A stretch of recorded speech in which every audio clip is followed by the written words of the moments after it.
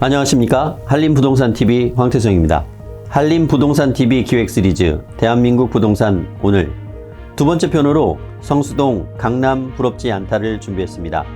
이는 2005년 서울시가 성수동 일가에 서울숲 유치 이후 성수동의 급격한 부동산 변화가 몰고 온 현상입니다. 오늘은 그러한 변화의 중심에 크나큰 역할을 냈던 뚝섬 경마장 이야기부터 풀어보도록 하겠습니다. 서울숲은 뚝섬지구 한강시민공원으로 불리던 지역으로 1980년대 초 한강종합개발계획의 일환으로 조성된 한강변 9개 시민공원의 하나입니다. 서울숲으로 개발되기 이전부터 뚝섬은 1970년대에서 80년대까지 서울 시민들의 대표적인 피서지였습니다. 사진들을 보시면 어떤 생각이 나시나요? 여름 휴가철이 생각나지 않으십니까? 역시 여름 더위를 이기는 방법은 예나 지금이나 물놀이가 최고인 듯합니다. 또한 뚝섬은 과거부터 말과 역사를 같이 한 지역이었습니다. 말 목축을 금지시켰던 조선시대에 뚝섬이 전국에서 규모가 가장 큰 말 목축장이었다고 합니다. 1922년 뚝섬에 조선 경마 구락부가 발족됐으나 최초 경마장은 1928년 신설동에 개장되었습니다. 뚝섬에는 1954년에 이르러 경마장이 들어섰고 경마장에는 전국에서 모인 사람들로 성시를 이루었습니다.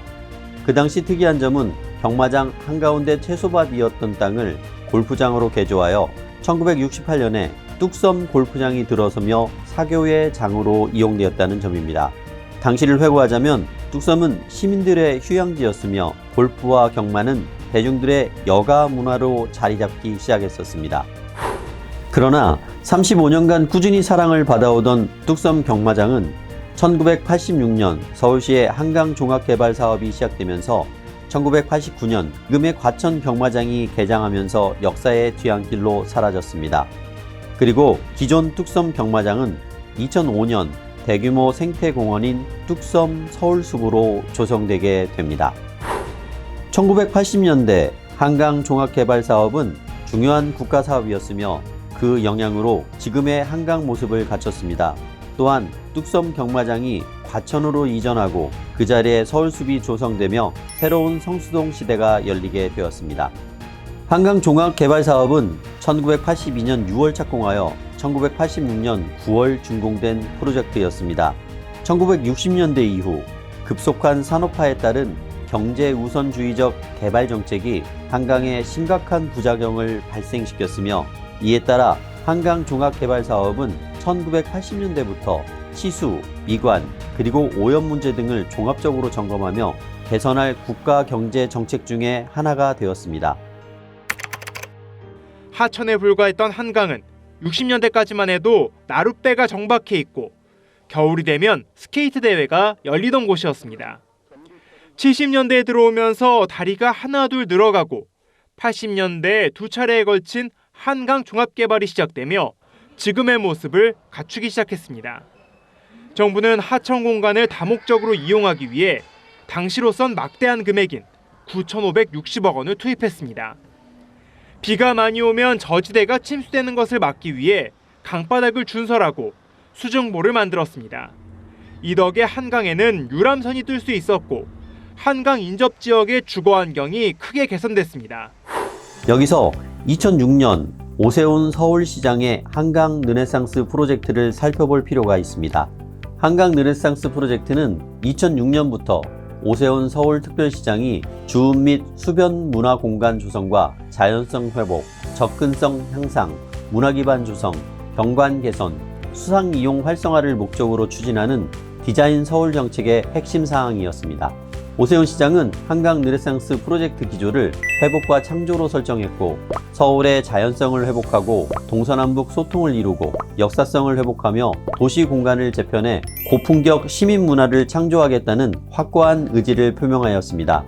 한강 르네상스 프로젝트의 첫 사업은 자연문화 복합공간으로 재탄생된 반포공원이었고 이어서 뚝섬공원, 여의도공원, 난지공원이 조성되어 한강을 중심으로 한 특화된 문화시설을 갖춘 명품 도시로 제2 한강 지역이라 불리기도 하였습니다. 그럼 조금 복잡한 스토리가 있는 성수동 트리마제를 살펴보며 한강 르네상스 프로젝트 중 주거 환경 문화에 대한 내용을 알아보도록 하겠습니다. 트리마제는 당시 오세훈 서울시장이 추진한 한강 르네상스 프로젝트가 처음 적용된 단지이며 시공은 두산중공업에서 하였습니다. 원래 이곳은 오래된 빌라들이 있던 지역이었으며 2004년에 설립된 지역주택조합 성수 1지역 주택조합이 두산중공업을 시공사로 하여 2010년까지 21층 566세대의 서울숲 두산 위브를 지을 예정이었습니다. 그러나 사업 도중 시행사의 부도, 두산중공업의 사업 인수 등 우여곡절 끝에 전량 일반 분양, 고급 아파트로 설계를 바꾸고 트리마제라는 새로운 브랜드까지 만들어 2014년 3월 분양, 2017년 5월 준공된 사업입니다. 가장 큰 특징으로 한강변에 위치하고 서울숲이 있기 때문에 조망이 뛰어나며 갤러리아 폴에 아크로 서울 포레스트와 더불어 성수동의 하이엔드 공동주택 문화의 랜드마크로 자리하게 되었습니다.